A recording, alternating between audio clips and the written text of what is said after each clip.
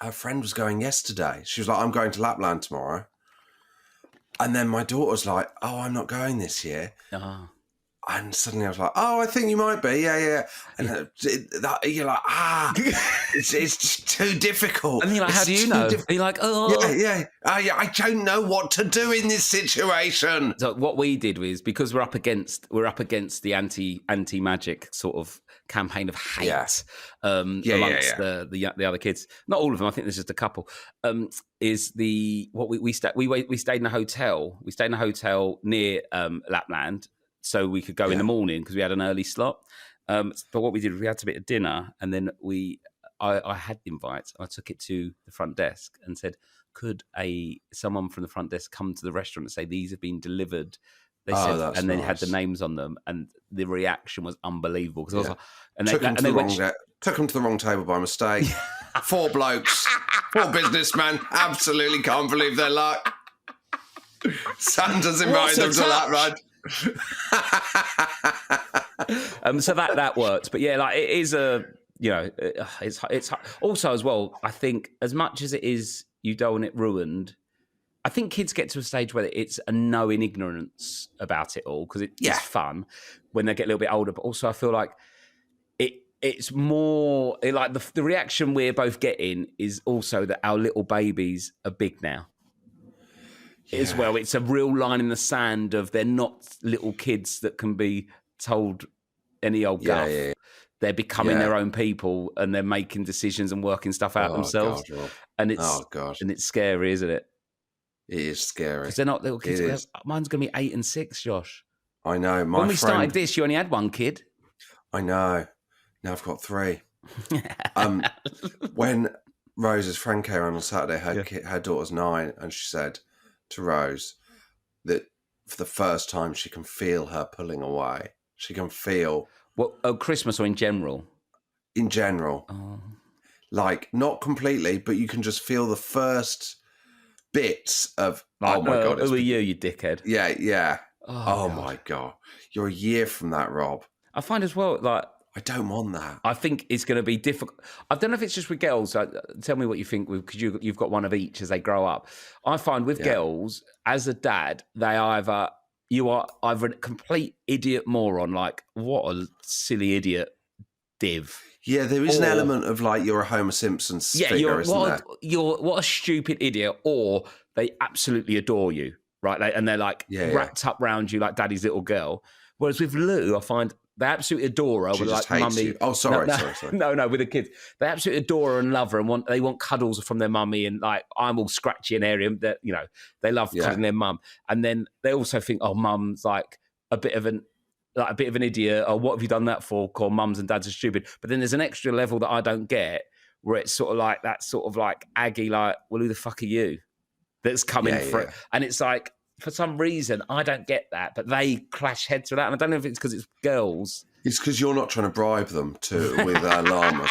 No, but it's like, you know, like there's, with blokes have a fight or an argument, right? And then the next week it's fine. Where I feel like women, it's sometimes more of a, stuff doesn't always get sorted straight away, so it's a bubbling under psychological thing. Where a bloke will go, what'd you fucking do that for? It's sort of quite immediate and explosive, but then stops or goes away, where I think with girls and their mum, sometimes there's that extra layer of... But I've got a good question. Well, not a good question for you, Rob. I've got a question for you. Go on.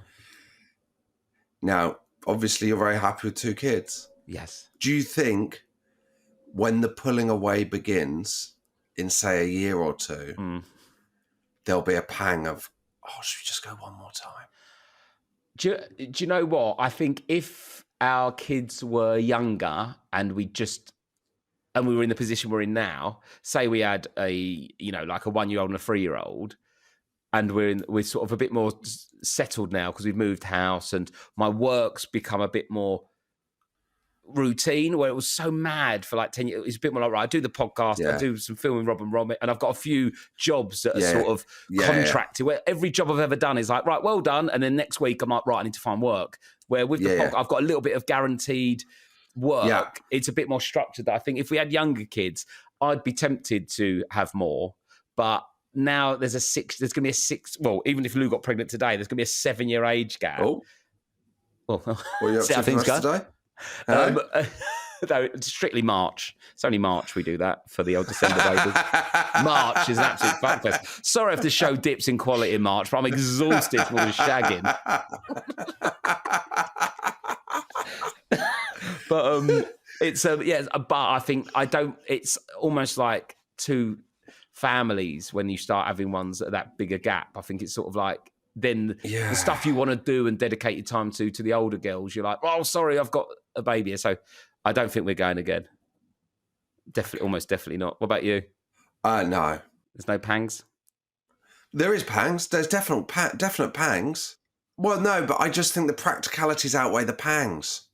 The reality is, this is the first time in 15 years, no, not 15 years, but like in a decade when I've not really been stressed.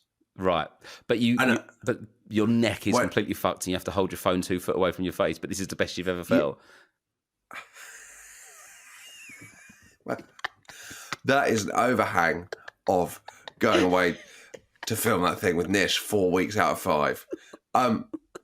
No, but this is the least stressful my life has been. Yes. And it feels like I'm getting a good life-work balance for the first time in history.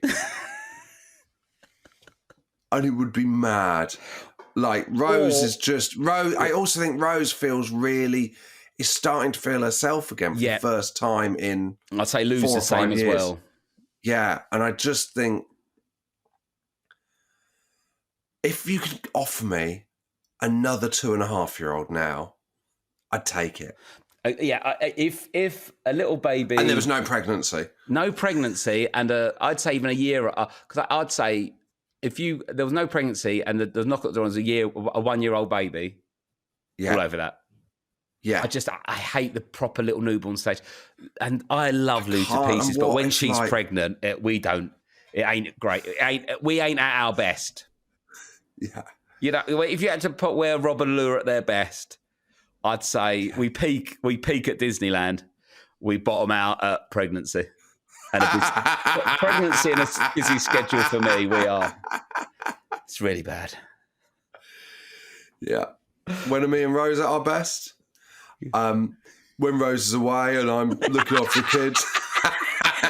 but she's selected a few favourites on Netflix to help me with my choosing. You and Rose...